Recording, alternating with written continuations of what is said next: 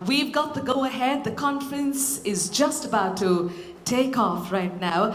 But after Nupur just shared that we've got a lot to look forward to, one of the things that makes WinP special is the number of opportunities that it creates for young women to access and chat with inspirational leaders.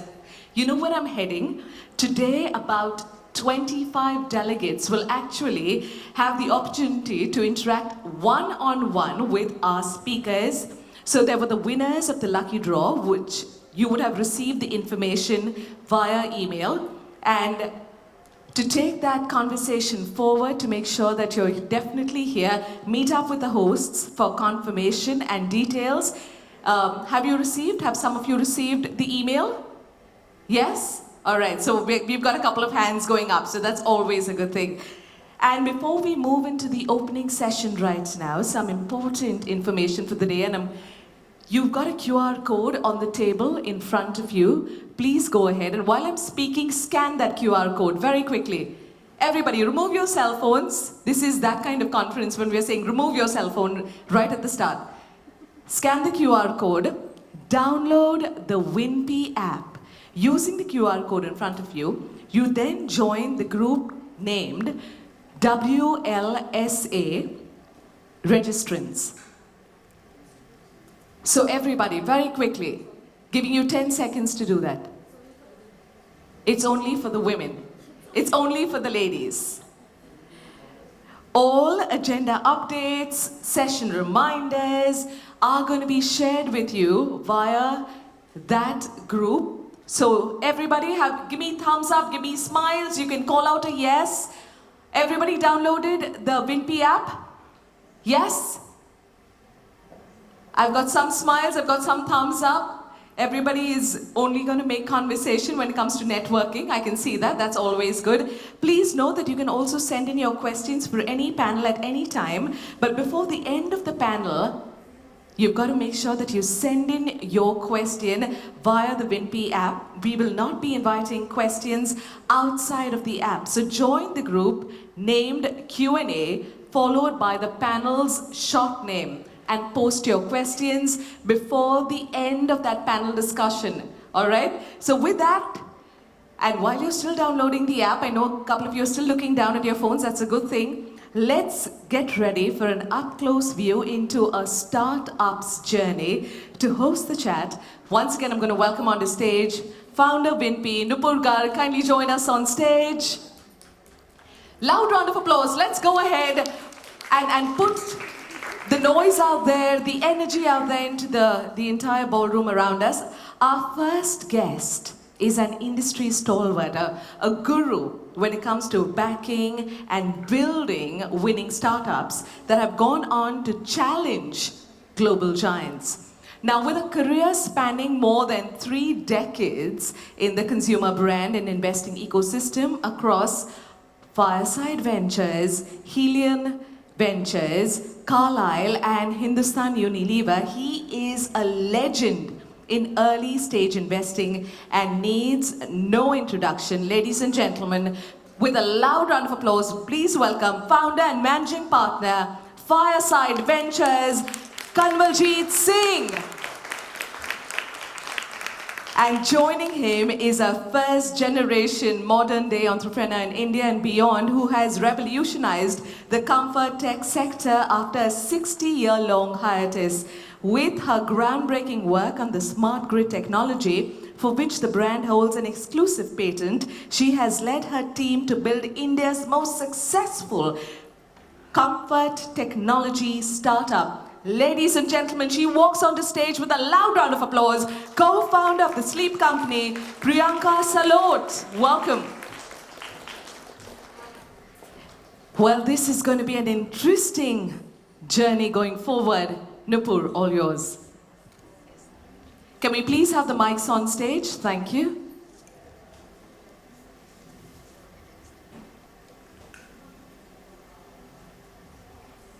The mics. Shrikant, can we please have the mics on stage? Thank you.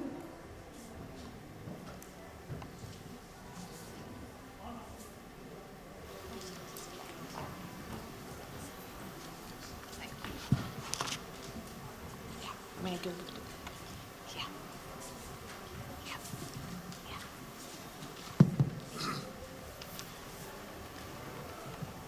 Okay.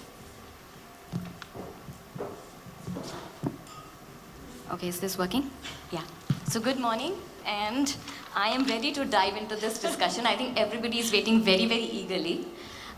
So good morning, and thank you, Kamal and Priyanka, for doing this. I'm going to dive straight into my question for Priyanka. So Priyanka, take us back to the beginning, right when your idea and your brand was born. How was it born, and what gave you the conviction that this was it? Okay, good morning everyone. Hi Nupur. Obviously super excited to be here.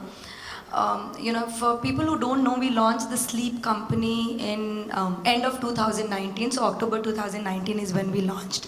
But as you said, it didn't start then. It started way before that, right? And I think it was triggered by two things for me.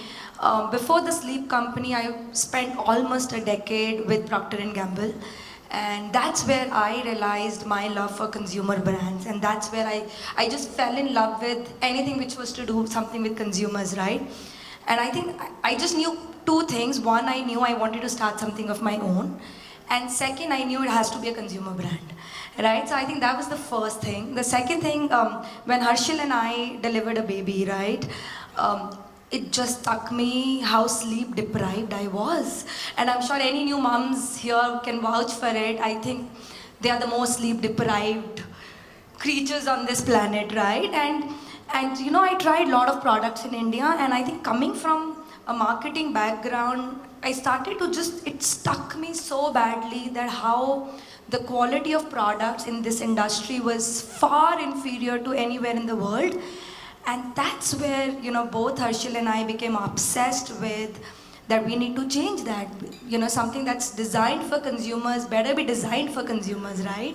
And that's why we became obsessed that we need to change the way people sleep. We need to upgrade the way people sleep. I mean, at the end of the day, almost all of us spend 26 years of our life on a mattress. Right, and that's how I think it all started. We did R&D for almost 2 years. And invented some completely a revolutionary material that today we have patent for, not just in India but across other countries as well. And that's how we want to build. We want to change the way people sleep across the world. Yeah, that's how it started, Nupur. Amazing, amazing. I am so tempted to replace all the mattresses at my home, but... That's the best decision anyone here can take. Guys, change the way you sleep. So Kamal, you've been backing startups for so long. When you look at and when you hear founders talk about it, what is more important? The idea, the vision, the passion and obsession? As an investor, what do you pick? Yeah, before I start, I must say it's absolutely an honor. This is a dream come true to see so many women, especially investors. I never thought that they would come and I would be sitting in a room as the absolute minority. So thank you so much for inviting me here, and thanks for Ashley to give me some company, at least in a room full of women. Since everybody here is an investor, I don't think I can give any gospel truths or anything like that. I think what I have found personally has worked for me as an investor, especially in the early stage, is really getting to understand the founder at a very deep core of why they are doing what they are doing. And some of the most successful companies that I have been involved in, I have found that it comes from a very deep held belief in the founder's mind of why they want to do what they're doing. So it's not about just analysis, it's not about spreadsheets, it's not about even market sizing and all that. It's about something that inspires them to want to do it. And Priyanka's example has been, absolutely on the ball, saying this is something that you felt is an issue or you felt somebody else had an issue. So I would put very high, I would say, weightage on not just understanding the founder, their motivation, their ability to execute. So there are lots of these parameters that we follow, but ultimately it's that passion from within. It's that deep desire to change something which is, in your opinion, needs to be changed. that would be one, I would say, judgment call. And I think I've gone right more often than not if I have taken that call than every other analysis. So just want to add that little nuance to, everybody is an expert, so I don't want to get into market sizing and all of those stuff. No, that's wonderful, Kamal, because again, at the early stage, it is conviction that can really drive success for a company. So I think, at Winby, running Winby myself, I think I believe in what you're saying, that it is the conviction. If you don't have the passion, then it's very difficult to move forward. But an entrepreneurial journey is very difficult. Priyanka, what are some of the big dilemmas that you faced? And, the key ones. And there could have been many, what marketing channel, what distribution channel, which investor. And because you don't necessarily have an Excel sheet in front of you at that earlier stage, how do you go about resolving those questions? Yeah, absolutely, Nupur. I think as an entrepreneur, I think you go through that almost every day of your life, right? But just to give you an example, maybe I'll talk about two of them.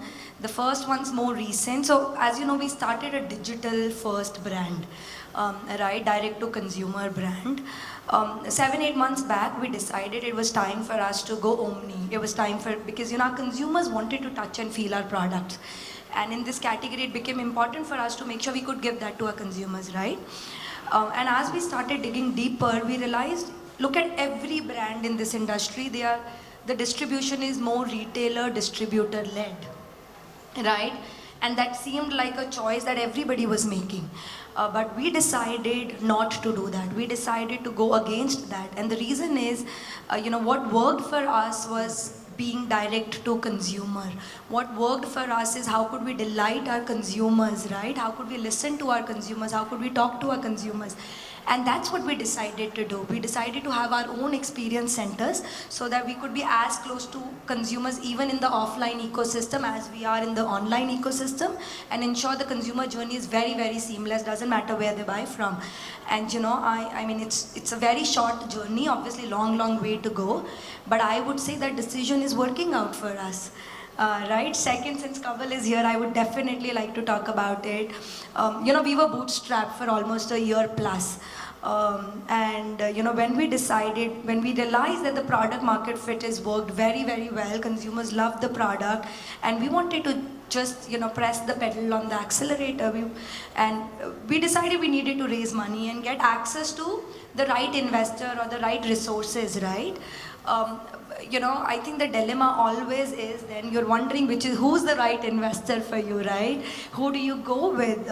Is the valuation makes a difference? Is the, people on the other side make a difference? And I can vouch for it. We were lucky that we got Kaval and Fireside team on board.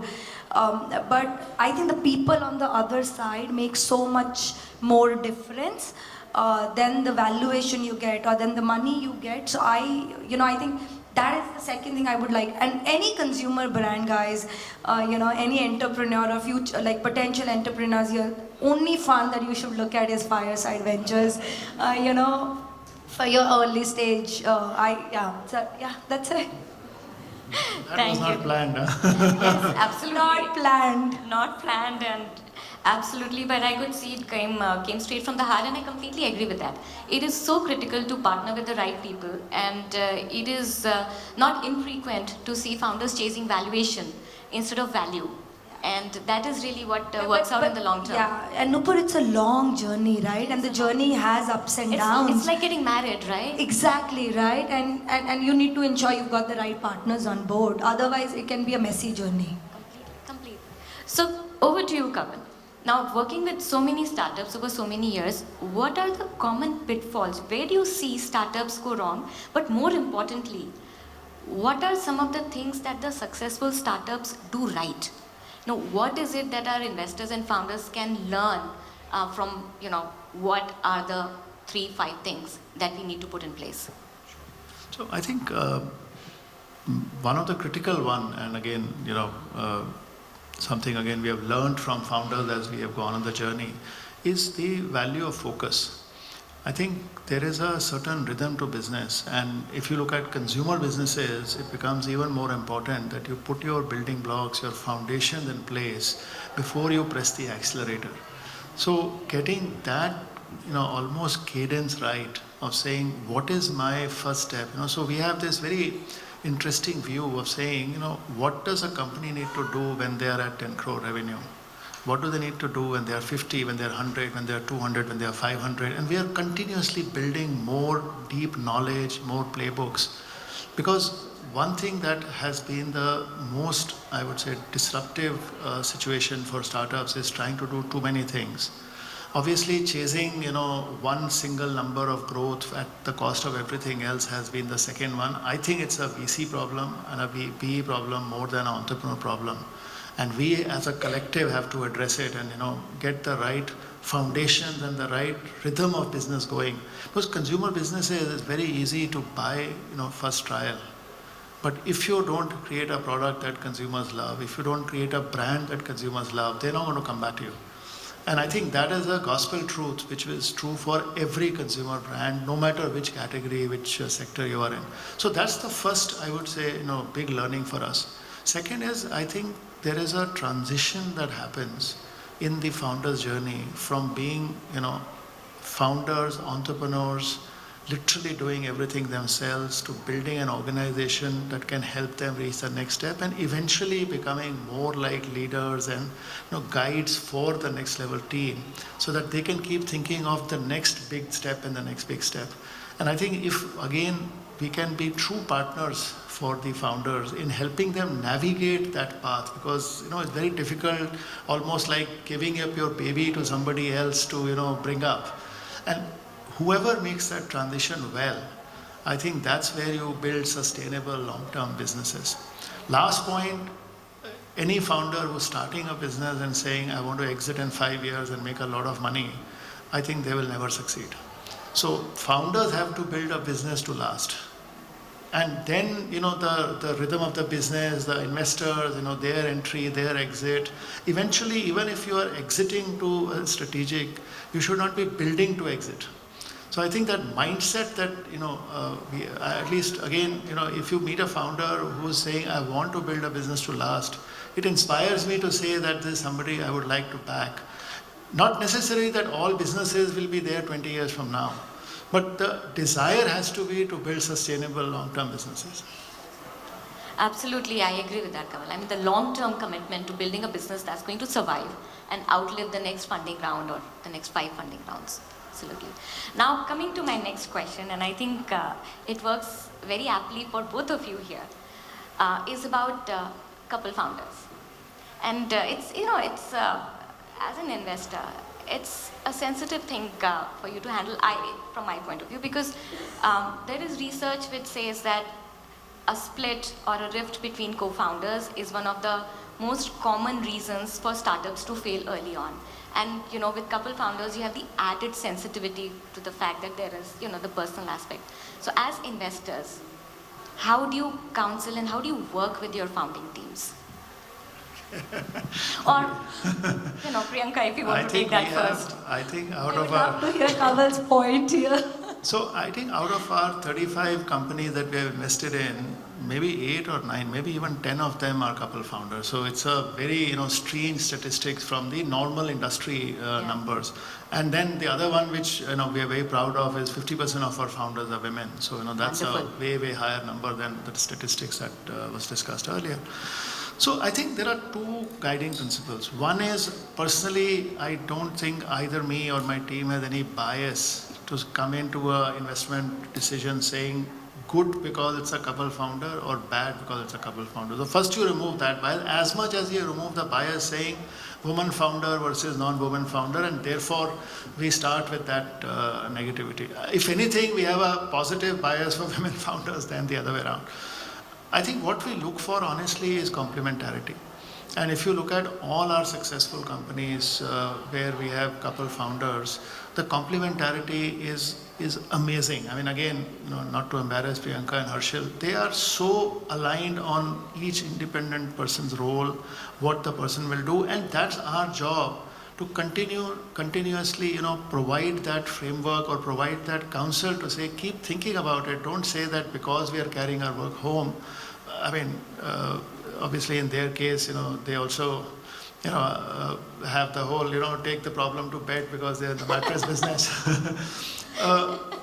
I truly believe that if they are, professionally the right people, they are qualified, they are doing complementary things, then they are like any other co-founder. I think the problem comes, and this is a problem which is true for any co-founders, maybe a little compounded for couples, is what if things are not working out? Then can you take a tough decision? Can you stand up and say that this so-and-so spouse of mine is actually not fit for this job at this stage of the company? And how do you solve for that? And once again, I think it's the transparency of the conversation, it's the role that investors and board members can play. And we have had those situations, where we have said, we have stood up and said, between the two of you, who's the CEO? Now that's a question which most founders will avoid, and couples will be even tougher to answer. But sometimes, you have to ask that question to get them thinking. May not have an answer tomorrow morning saying, okay, now I am going to be the CEO of the company. And again, Priyanka will answer what they have done, so I will not preempt that. So I would say that no biases, absolutely no compulsion in thinking about why it should be couples or not couples. But there are sensitivities that you are aware of, and you have to be transparent about bringing them up front so that they think. Because the end of the day, it is the founder's baby. They are building value. They are building it for the passion they have. I honestly feel we are, passengers on the journey. So if they are sensitive to this and they believe that they can build value together, then more power to them. I think, as you said, Nupur, the drift in co-founders, especially couple founders, can have far more serious consequences, right? But I think on a serious note, as Kaval said, I think for me and Harshil, I don't think anything could have been better than this, right? And I see a lot of advantages. In our case, I can at least speak for it. First, I think taking a point from Kaval, I think both Harshil and I bring very, very complementary skill set to the table, which I feel is a very big advantage to the business, right? Second, as you said, one of the things which is very important between co-founders is trust, right? And who can you trust more than, let's say, your partner, right? But third, I think, which is not just true for couple co-founders or anybody, you end up bringing everything home, right? For us, it's not just me and Harshil, it's literally our 7-year-old son as well. All our dinner conversations or breakfast conversations are about work. And your product. Are only about work, right? But we love it, right? So I think it's a wonderful thing that could have happened, and we're glad we're in it together. We're glad we're equally passionate about what we want to build and what we want to change. Wonderful. Thank you for that. And trust and approaching it without biases. I think sound advice also applies to co-founders who are not couples. Trust and no biases. I have a very interesting rapid fire round, but before that, Kamal, I do want to pick your brains on something that you had said the other day about how the environment, the operating environment for startups has changed in the last 5 years or so. And what had amazed me was when you said that the complexities have actually increased. Whereas when you sort of look at the ecosystem and you say number of startups have increased, the ecosystem has evolved, one tends to assume that things might have eased out. So, I would like to request you to throw a lot more light on that. No, so I think I answered only for our space because, that's what we understand better. So when we started about 6 years ago, this whole narrative of digital first brands was just emerging. And what really excited us was the opportunity to disrupt the way brands were going to be built. Like Priyanka said, there is a significant white space and opportunity in India today to build the long-term sustainable brands. We think we are scratching the surface. So therefore, the opportunity was never an issue. The issue was the challenges of building a brand in those times when you had this whole, mom and pop distribution and mass market advertising. And so the Procter and the Unilevers could do it, but, not for startups. So digital brought that disruption to the business model. So you still have to do the first principle. You still have to understand the problem. You have to understand the consumer inside. You have to create a great product. but you could now reach the consumer through online channels and you could distribute them through the e-commerce players. So that became a very, I would say, unidimensional but a very disruptive opportunity, which COVID actually accelerated. So we have seen brands like Boat, Mamaearth, and several of the others actually leverage that opportunity to a maximum and build really, loved brands and very large businesses. What is happening today is actually an interesting contradiction. On one side, the opportunity has only become larger because consumers are more aware, they're more concerned about what they're consuming from everything, what you put in your mouth, what you put in your body, what you use at home. There is more consciousness, and I think that is giving an opportunity for more brands and larger brands to get built. But digital alone has its limitations. So not only was it always going to be a challenge of how large you can build online, now the cost of building has gone up significantly because the whole ecosystem has matured, cost of advertising has gone up, cost of acquisition has gone up. So now we are saying that the way to build businesses is to be multi-channel or omni-channel. And to understand that is more complex. But once you understand it, the size of opportunity is higher. So in a way, it's a great time for us to understand how this new dynamic works. But once you understand it, you can build much larger businesses because that's really where the opportunity is growing. So I would say it's again onus on people like us and the investors in the room to actually keep discovering what are those playbooks, what are those right formats of helping our companies think through these complexities. Like Priyanka said, I think you're disrupting sleep not just because you have a digital first brand, because you have created an entire playbook around how to do it. And if you look at some of their plans of how they're thinking of growth, they're not even benchmarking the mattress industry. I mean, they could grow bigger than whatever exists today because they are doing something very different. I think so that's the excitement for us. You can build large businesses, but they will be complex, which makes it, you can call it interesting or challenging. A lot more fun. So with that fun in mind, my favorite part of today, the rapid fire to both. Okay. So there's no buzzer. There's no buzzer. You both have to answer. Okay. Sentiment for the next 12 months. Bullish or cautious? Bullish. Anytime bullish. Cautiously optimistic. Okay. What do you prefer? Cool winters or hot summers? And I'm referring to the funding winter or heated valuations. Go ahead, go. So I don't like hot summers. So I'm happy, cool is good. I think it's more reasonable. It's creating a more, I would say, more stable environment. Okay. But I don't think we are in a funding winter. I think good companies will get funded and they will do well because they are building sensibly. Fair point. Yeah, I would pick none, right? I don't think good companies or good brands should rely on, the external environment, right? They will always have people who would want to invest on them. Fair point.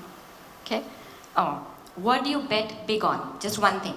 Idea, people, business model, margins, time, etc. Just one thing. People, any day people. Absolutely. Oh, okay. Growth or profitability? I know. Kamal is a both. Both is not an option. The joke is I'm telling him the last. So we started 3.5 years back, right? So till first 2.5 or 3 years it was growth. I mean the external environment, right? Growth. I think we were laughing in office that the number of times we've heard EBITDA in the last 6 months is not funny, right? I think people have started to really Google what EBITDA is, right? And that was the joke, but I think both, right? I think you cannot build a sustainable brand if you don't deliver bottom line, and you need to be big to make a change, right? So I think both are equally important. Obviously, you skew the balance towards little bit, maybe one or the other, depending on where you are in your journey.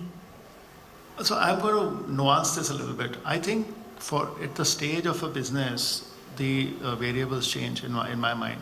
If you are a very young company, if you have a good product market fit, so first is get your product market fit. I mean, without that, don't even worry about all of these things. If you have a product market fit, then I think growth is good. Now, growth at a cost of profitability, then to me the second question is, are you inherently in a good unit economic situation? if you have a business which has a high gross margin, is a business which consumers are willing to pay at that price and that proposition, and you have to grow faster, you will have to lose some money because you are building it for future. So to me, the quality of the growth of the business will define. I am very comfortable if companies are losing money, if they are losing money in the right place for the right reason, and with the right mindset of saying how you are building on that. So to me, this EBITDA positive at the early stage is actually not desirable, because you are curbing your growth at the time when you should be pushing for growth.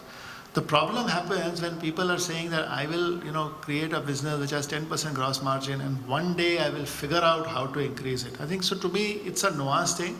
But growing at any cost and at no concern of profitability, I think that obviously is foolishness. Yeah. Okay. Complete the sentence. Corporate governance for startups. Non-negotiable. And again, I would say, clearly there is absolutely no compromise on that. But again, defining what that means at every stage of the company is also important. I think corporate governance the basics have to be in place, but if you start putting too much of deep process at the early stage, you're stifling the business. Need the balance. Okay. Your favorite piece of advice? Mine has always been the same: build value, valuation will follow. That doesn't change. Golden words. I think, I work in consumer brands, right? And I always tell people, just focus on the consumer, design everything, keeping consumer in the epicenter, and things will fall in place, right? Yeah. Okay. What does gender diversity mean to you? It's a WINPI conference, so this had to happen. What does gender diversity mean to you? I'm sure Kaval will have a lot of things to say, but I think for me, it's the right person for the role, right? Obviously, having said that, you need to make sure, I think I heard a lot about it today, the inputs are right? The inputs should not be skewed towards one gender so that you don't get the right output. But to me, it's about the right person irrespective of the gender for the role. So I think, to me, the practicality is that we need to solve for it, and we have to do some extraordinary steps to solve for it. So I think one of the examples that was mentioned in your video, saying we consciously ask for input of candidates that we are hiring to have more women representation. Interesting anecdote, we hired a VP recently, and my almost mandate to my team was that we will not interview a male candidate.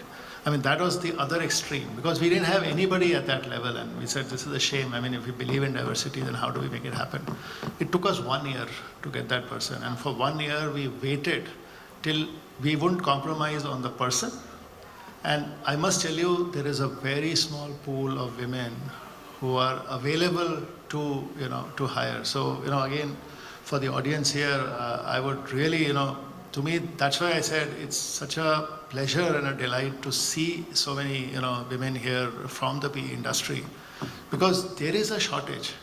And what can we do to address that? I think there has to be almost collective and positive action. It won't happen by itself. So we are big believers in what you're doing. Thank you so much. We have time probably for one question. I have 2 questions that we had received in advance. Let me just take the first one.